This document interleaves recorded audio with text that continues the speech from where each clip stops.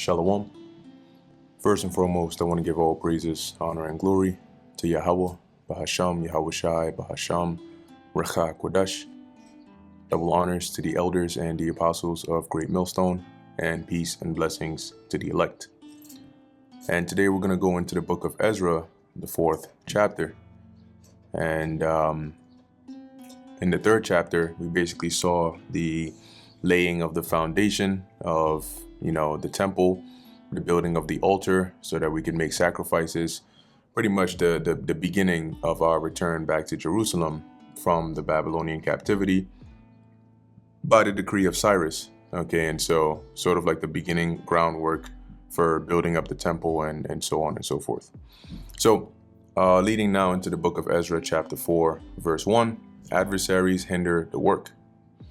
Now, when the adversaries of Judah and Benjamin heard that the children of the captivity builded the temple unto the Lord Yahweh, God of Israel, they came to Zerubbabel and to the chief of the fathers, and said unto them, so the adversaries here would be the neighboring nations, right? And this also involved heathens that were dwelling in the land of Samaria, for example, right? So if we pull up here, land of Israel Bible map, and we get a fairly decent image. Okay, this, if I maybe, all right, maybe this can work.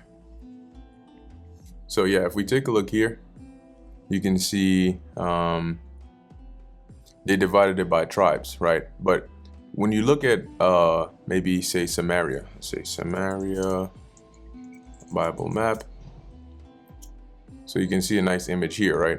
And this is pretty much right above Judah or Judea, and this and northward is where majority of the northern kingdom had their portions of land. However, when, as we're about to read, during the beginning, or really during the reign of the Assyrians, they ended up deporting the northern kingdom out of their land, and the history of that is in the book of 2nd Kings, getting towards the last few chapters. And so after taking the northern kingdom out of their land, they ended up importing heathens into that land, right? So when we come back here, you had these adversaries, you had heathens that were in the land, but you also had the common neighboring nations, right? You had the Ammonites, the Moabites, the Syrians, the Edomites. These were all sort of the nations that were round about us to begin with.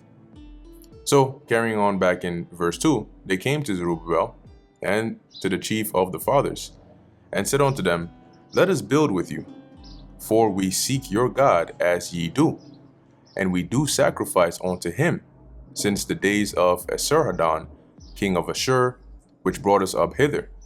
So why are they saying here that they seek our God as we do? And this is because, yes, they are correct that they were doing sacrifice and all of that since the days of Esarhaddon. And if we quickly pull up Esarhaddon, here we go, and let's read a little bit about him and see what he did, and that'll give us a secular account of it. We can also go to the book of 2nd Kings. Let's maybe check 25. Okay, let's go to 2nd Kings 11. Okay, not here. Let's see. Let's try pull. There we go. 2nd Kings 15. Pull, talents. Let's see who else. Who was the last king of the Assyrian Empire? Let's try Hoshea. Just trying to find the account here. There we go. Okay. So right around 2nd Kings, around the 17th chapter, the 18th chapter, this sort of goes into that time of before the northern kingdom got deported. So this will give you like the biblical reference to why these heathens were saying this in Ezra chapter 4, verse 2. So in terms of the secular history, Esarhaddon being Esarhaddon, however you want to pronounce that, being one of the Assyrian kings. Let's read a little bit here about him. So it says here, Esarhaddon different variations of his name, meaning Ashur has given me a brother, was the king of the Neo-Assyrian Empire from the death of his father Sennacherib in 681 BC. And I believe the story goes that Sennacherib is the Assyrian king that came during the reign of Hezekiah and basically threatened Jerusalem. He threatened that he was going to destroy Jerusalem. He was just trying to scare the people and basically being a demon, right? And upon hearing the news of this, I believe that's where Hezekiah ended up building this thing known as Hezekiah's tunnel. Let's see, Hezekiah's tunnel, and otherwise known as Siloam Tunnel. So it says here, the newer Siloam Tunnel, also known as Hezekiah's Tunnel, is a water tunnel that was carved within the city of David in ancient times, now located in the Arab neighborhood of Silwan in eastern Jerusalem. Its popular name is due to the most common hypothesis that it dates from the reign of Hezekiah of Judah, the late 8th century and early 7th century BC, and corresponds to the conduit mentioned in 2 Kings 20 in the Hebrew Bible. And in here, let's see if I can pull up 2 Kings 20.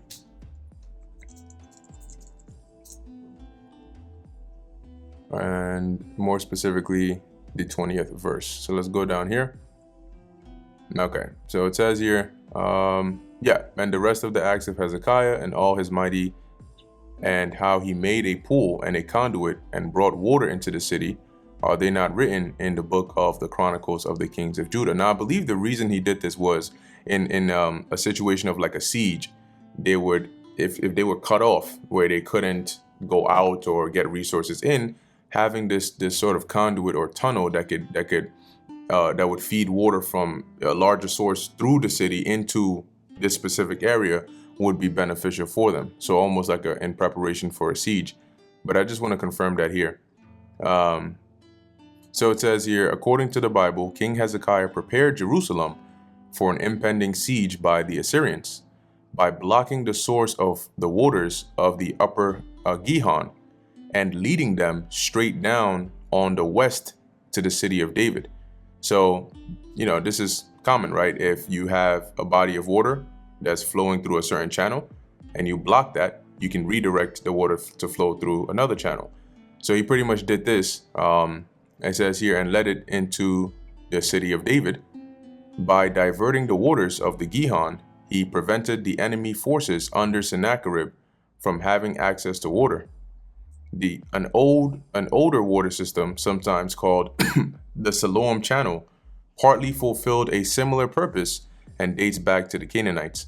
Now, they I believe, found this tunnel that he built, which is also secular or archaeological proof about the things that are written in the scriptures anyway. The idea of dating the tunnel to Hezekiah's period was derived from the biblical text that describes construction of a water tunnel in his time. Anyway, we're not going to go too deep into this, but let's backtrack a little bit to Esarhaddon.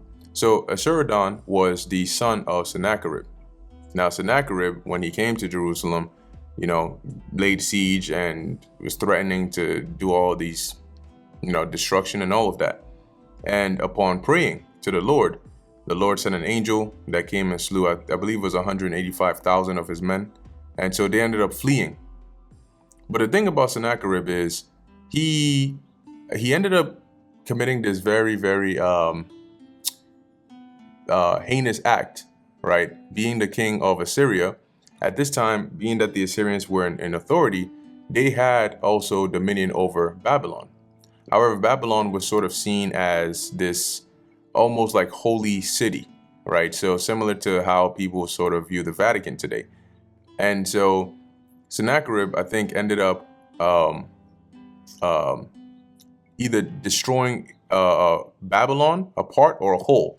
And this ended up angering the people a lot. And this ultimately came back to bite him in the end. So if we look here at the destruction of Babylon, it says here,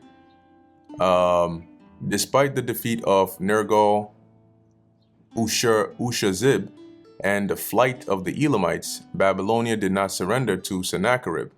The rebel Shuzabu, hunted by Sennacherib in his 700 BC invasion of the south, had resurfaced under the name Mushazib Marduk, and seemingly without foreign support, acceded to the throne of Babylon. As he was king by 692 BC, but not described in Assyrian sources as revolting until 691. That's all fine and dandy, but we want to get to the point here. So it says Sennacherib met his enemies in battle near the city of Halul. Let's see what else here. Okay, the outcome of the battle is unclear since the records of both sides claim a victory. Sennacherib claims in his annals that Humban Undasha was killed and that the enemy kings fled for their lives, whereas the Babylonian chronicles claim that it was the Assyrians who retreated. Nevertheless, let's keep on going. Let's see.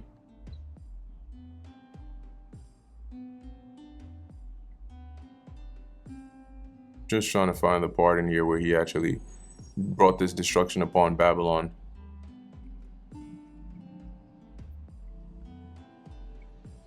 There we go. All right. So it says here, although Sennacherib had once anxiously considered the implications of Sargon's seizure of Babylon and the role that the city's offended gods may have played in his father's downfall, his attitude toward the city had shifted by 689 BC. Ultimately, Sennacherib decided to destroy Babylon. Brinkman believed that Sennacherib's change in attitude came from a will to avenge his son and tiring of a city well within the borders of his empire, repeatedly rebelling against his rule. According to Brinkman, Sennacherib might have lost the affection he once had for Babylon's gods because they had inspired their people to attack him. Sennacherib's own account of the destruction reads, so long story short, Sennacherib, the father of Esarhaddon, destroyed Babylon. This angered the people. And so after the Lord had sent the angel to destroy the soldiers of Sennacherib and caused him to flee back to Assyria, when he fled over there, he ended up being killed by his two sons, or two of his sons. And after they had killed him, the people were upset because that was parricide. And so the two sons ended up fleeing, and the last son that was left was Esarhaddon, and then he ended up becoming king. So that's a bit of context about him. Now, when Esarhaddon became king, and the part about his reign that we care about is the, let's see if we can find it here, the importing of heathens into the land, which this was mainly started by what's this guy's name, Shalmaneser V, and then his brother Sargon, and then all the way up until Esarhaddon's time. So I mean, I'm gonna skim through this briefly to see if we can find some account on that, and if not, if you're interested, you can do the research there. So let's see. Let's take a look at military campaigns. And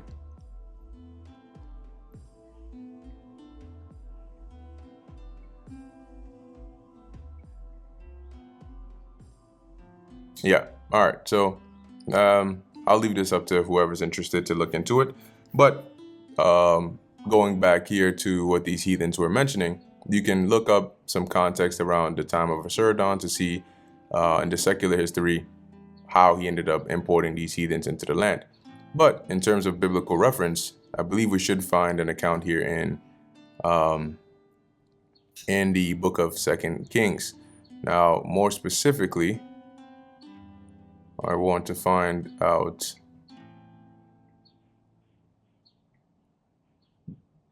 let's go to the 18th chapter.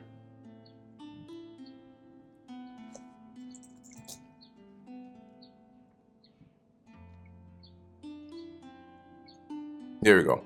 So this is the book of 2 Kings chapter 17, and we can start off here in verse 24. And it reads, "And the king of Assyria brought men from Babylon, and from Cutha, and from Ava, and from Hamath, and from Sepharvaim, and placed them in the cities of Samaria, instead of the children of Israel. And they possessed Samaria, and dwelt in the cities thereof. And it was so, and so it was at the beginning of their dwelling there, that they feared not the Lord. Therefore the Lord sent lions among them, which slew some of them." So basically they were in the Holy Land, living unholy and unjust. And so the Lord sent these lions among them to kill them. "Wherefore they spake unto the king of Assyria, saying, The nations which thou hast removed, and placed in the cities of Samaria, know not the manner of the God of the land. Therefore he hath sent lions among them, and behold, they slay them, because they know they know not the manner of the God of the land." So the king of Assyria imported heathens into the land of Israel, primarily Samaria. And when they got there, they started doing their regular heathenistic customs, which was not the way of the land. So the Most High sent these lions to kill them. And so a complaint was made saying, hey, the people you brought in here are being constantly killed by lions because the God of the land is not happy with what they're doing. So what the solution was here is, then the king of Assyria commanded, saying, Carry thither one of the priests whom ye brought from thence, and let them go and dwell there, and let him teach them the manner of the God of the land. So they pretty much sent a Levite to the land to teach the people the things that they had to do so they wouldn't keep getting torn up by them lions. Then one of the priests whom they had carried away from Samaria came and dwelt in Bethel and taught them how they should fear the Lord. So when you go back here, by learning those ways, over time, they kept on doing these things. I believe they even built their own temple around there. And when you fast forward into the time of the New Testament, you notice that it is actually within the land of Samaria, right, that the Lord has this conversation with this woman at the well, right, the Samaritan woman at the well. And the woman says, right, let me see if I can go and find it. I think it's John, is it 4? John the 4th chapter. Yeah, the woman of Samaria. And I'm just going to go straight to the point that I'm looking for here. All right, here we go.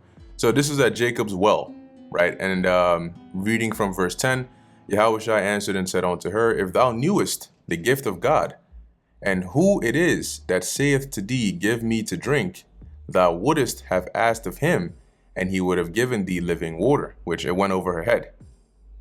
The woman saith unto him, Sir, thou hast nothing to draw with, meaning you're at a well. You don't even have any bucket to use to draw the water with, and the well is deep. So from whence then hast thou the living water? So how are you going to have living water? You don't even have materials to use to draw the water from the well. Verse 12, Art thou greater than our father Jacob, which gave us the well and drank thereof himself, and his children and his cattle? Yahushua answered and said unto her, Whosoever drinketh of this water shall thirst again. Hey. But whosoever drinketh of the water that I shall give him, he shall never thirst. But the water that I shall give him shall be in him a well of water springing up into everlasting life. And what Yahushua was talking about was the truth, right? The word, right? The spirit that quickeneth. And she was thinking about actual literal water. Okay. So now let's go to the point here. Let's jump down. Okay, verse 19. The woman saith unto him, Sir, I perceive that thou art a prophet. Verse 20. Our fathers worshipped in this mountain, and ye say that that in Jerusalem is the place where men ought to worship. Yahushua saith unto her, Woman, believe me, the hour cometh, when ye shall neither in this mountain nor yet at Jerusalem worship the Father. And why? Well, let me read verse 22. Ye worship ye know not what. We know what we worship, for salvation is of the Jews. So she wasn't an Israelite. But when she said our fathers worshipped in this mountain, that's because that goes all the way back to the time that we're reading about here, where the heathens that were put in that land, because remember, they're in Samaria, were made to learn the customs of the land. And so they basically started to almost like imitate our living, our way of life, our customs. And so that is why over time you had people that like her, which thought, hey, basically we go back to the people that are, serve, sons of Jacob or worship the Heavenly Father. And it was in this area, right? And also that is why when you come back into Ezra, the 4th chapter, these adversaries came and said this onto Zerubbabel and the chief of the fathers, that we seek your God as ye do.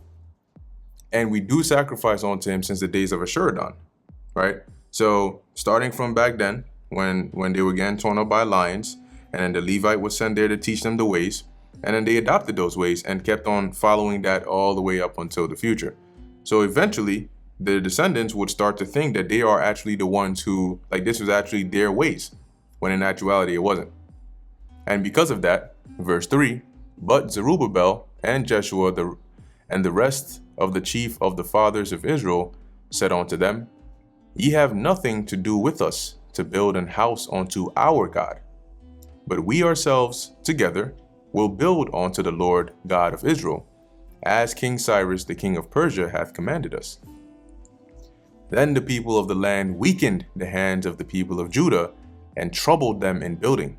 So by whatever means necessary, they were trying to hinder us building the temple back up. Now, this happening was also prophesied in the book of Daniel, right? And if we go there real quick to the book of Daniel, the 9th chapter, let's see.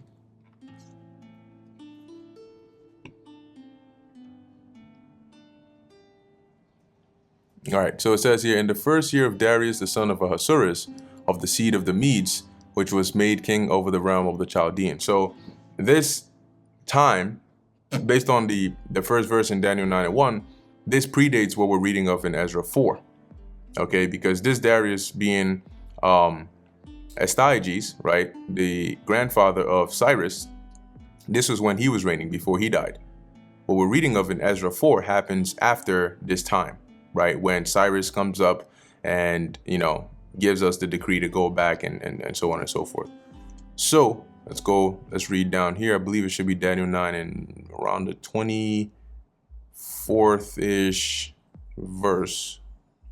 Let's see, let's come down a bit. Here we go. So Daniel 9 and 25. And it reads, know therefore and understand that from the going forth of the commandment to restore and to build Jerusalem onto the Messiah, the Prince. So that commandment, right, we saw the first was given out by Cyrus to go back and rebuild Jerusalem. Onto the Messiah, the Prince, which is Yahushua, shall be 7 weeks and 62 weeks. And we've done breakdowns on this here. So if you want an in-depth breakdown, just go look it up. Go look up Daniel chapter 9 breakdown.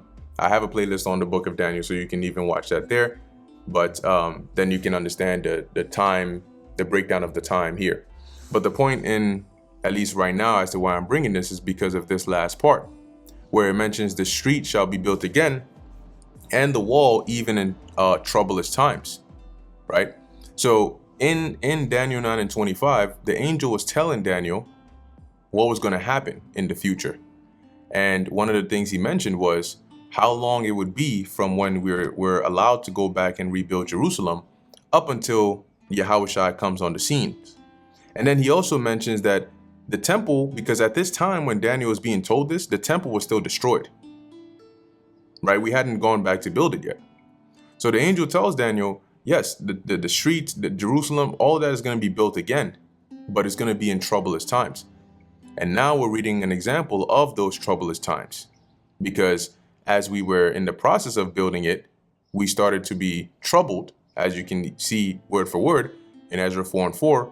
We were troubled by the adversaries or the neighboring nations of the land, because they wanted to build with us, but we told them no, they couldn't build with us. So verse 5, and hired counselors against them to frustrate their purpose all the days of Cyrus, king of Persia, even until the reign of Darius, king of Persia. So they pretty much hindered us in our building from Cyrus, and the building was prolonged all the way until the time of Darius. And it was during the time of Darius that we were able to finish building the temple. Verse 6, and in the reign of Ahasuerus, in the beginning of his reign, wrote they unto him an accusation against the inhabitants of Judah and Jerusalem. Now, let's pause here for a second. So, this Ahasuerus is not to be confused with the king in the book of Esther. Yes, it's spelled the same way here, but it's not referring to the same individual. Okay, this Ahasuerus is referring to the son of Cyrus. Now, if we go and look up here, Cyrus, and we look at his lineage, you can see that you had Cyrus, which reigned first, and after him came his son Cambyses II. Okay, this Cambyses II is who we're reading of here as referred to Ahasuerus, because we're being told here that during the reign of Cyrus, who gave us permission to go back and build, these adversaries hindered our building, right? And they hired counselors against us. Now, after Cyrus died, his son Cambyses II came up into power. And in that time, in his reign, is when this happened here. Now, one thing about the blue letter you can do is if you click on tools and you go to dictionaries, which is one of them, but actually let's start with the interlinear, and let's look up this this Ahasuerus here.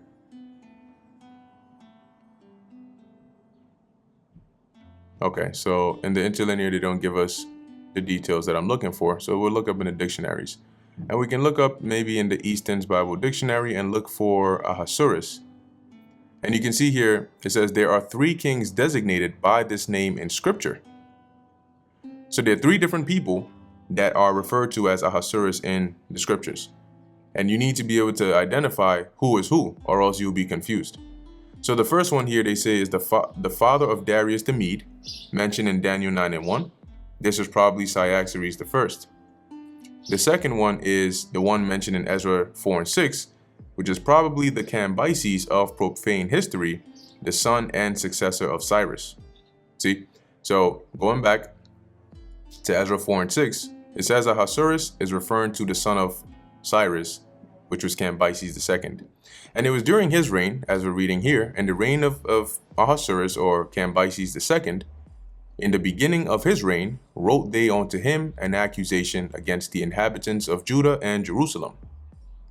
And in the days of Artaxerxes, wrote Bishlam, Mithridat, Tabeel, and the rest of their companions unto Artaxerxes, king of Persia, and the writing of the letter was written in the Syrian tongue and interpreted in the Syrian tongue. This Artaxerxes is also referring to Cambyses II. Okay, now I wonder if here they have somewhat of a similar definition for this name as well. So Artaxerxes, let's see.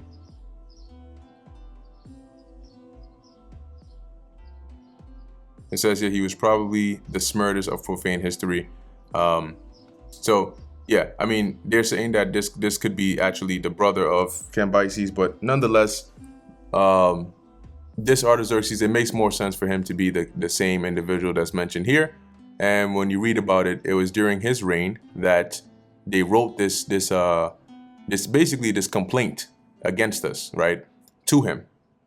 And they said, verse 8, Rehum the chancellor and Shimshai the scribe wrote a letter against Jerusalem to Artaxerxes the king in this sort. Then wrote Rehum the chancellor and Shimshai the scribe and the rest of their companions, the Danaites, the Apharsathites, the Tarpelites, the Apharsites, the Archavites, the Babylonians, the Susankites, the Dahavites, and the Elamites, and the rest of the nations whom the great and noble Asnapper brought over and set in the cities of Samaria. So this is referring to one of the Assyrian kings, probably Ashuradan, just spelled a little differently over here. And the rest that are on this side of the river, and at such a time. So now you get an idea of who those adversaries were, right? Just listed a few of the nations here.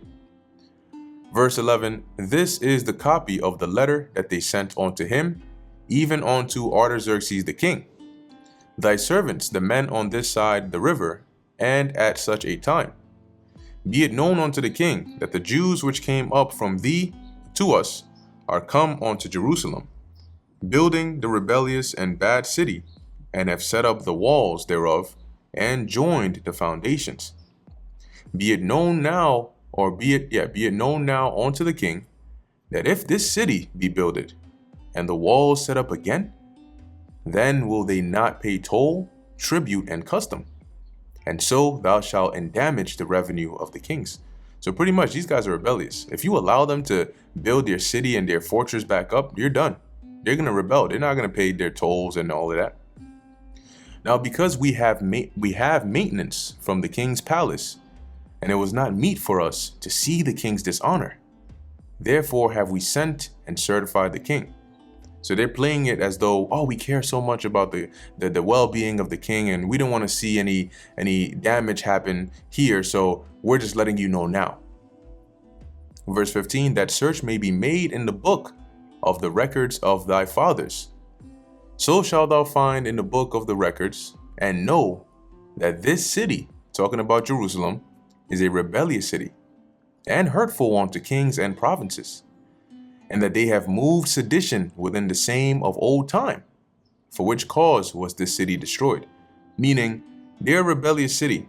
They have been causes of rebellion, and for that same sedition and rebellion, that is why they were destroyed in the first place, i.e. referring to the Babylonians, right? Because we were made subject to the Babylonians, but Zedekiah rebelled.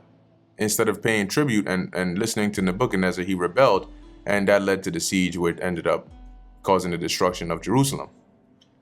Verse 16, we certify the king, that if this city be builded again, and the walls thereof set up, by this means thou shalt have no portion on this side the river. Meaning that if you allow them to build this back up, you can count your costs right there, because you ain't getting nothing from this side. They're going to make sure of that. The king replies, and work stops. Then send the king an answer unto Rehum the chancellor, and to Shimshai the scribe, and to the rest of their companions that dwelt in Samaria, and unto the rest beyond the river, peace, and at such a time. The letter which he sent unto us hath been plainly read before me. Yeah, because back then when you sent a letter to the king, and you've seen this, right, in some of those ancient times, shows and movies, the king is not the one who actually opens the scroll and reads it himself. He has somebody that does that for him, and he just listens to it. Verse 19, and I commanded, and search hath been made, and it is found, that this city of old time hath made insurrection against kings, and that rebellion and sedition have been made therein. There have been mighty kings also over Jerusalem, which have ruled over all countries beyond the river, and toll, tribute, and custom was paid unto them. So he's probably referring to like the time of King David, the time of King Solomon, when we had that total rule right over the land. Verse 21, give ye now commandment to cause these men to cease, and that this city be not builded, until another commandment shall be given from me. So until further notice, tell them to stop. Make sure they stop building. Nobody's allowed to continue building that temple anymore. Verse 22, take heed now that ye fail not to do this. Why should damage grow to the king or to the hurt of the kings? Now when the copy of King Artaxerxes' letter was read before Rehum, and Shimshai the scribe, and their companions, they went up in haste to Jerusalem unto the Jews, and made them to cease by force and power. So they came in there hot. They came in there ready. We got authority from the king. Oh, you ninjas are done now. So they coming up in there. You know their heads are super big. You know they coming up with their armies, their crowds, all that. They say, hey, stop right there. What you doing? Give me that shit. You know, probably grabbing tools out of people's hands, pushing them out the way, and then you know, if anybody says something, they probably show them the decree that they got right there. See that? Yeah. Stop that shit, right? So you know you can just sort of visualize the kind of energy that they came with, right? Verse 24, then ceased the work of the house of God, which is at Jerusalem. So it ceased unto the 2nd year of the reign of Darius, king of Persia. And so that brings us to the end of the book of Ezra, the 4th chapter. Lord willing, this was edifying to the elect. In closing, I want to give all praises, honor, and glory to Yahweh, Bahasham, Yahweh Shai, Bahasham, Recha, Kodash. And until next time, Shalom.